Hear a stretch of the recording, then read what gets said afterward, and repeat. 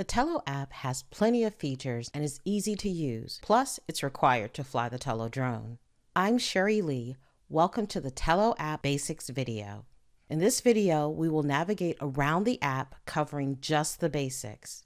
Let's begin by connecting your device to the Tello app. I'm using an iPhone, but Android devices work the same. Download the app from the App Store or the Google Play Store. Once the download is complete, install the app on your device and make sure that you install a fully charged battery in the Tello. Then open the Tello app. You'll need to then connect your Tello to the device via Wi-Fi. To do this, turn the Tello on by pressing the power button on the side of the aircraft. Then click the blue Connect Tello button on the screen of your device. This will take you to the network settings. In the Wi-Fi settings, select the Tello network. Once you've selected the Tello network, which will say Tello followed by a set of numbers, then open the Tello app again.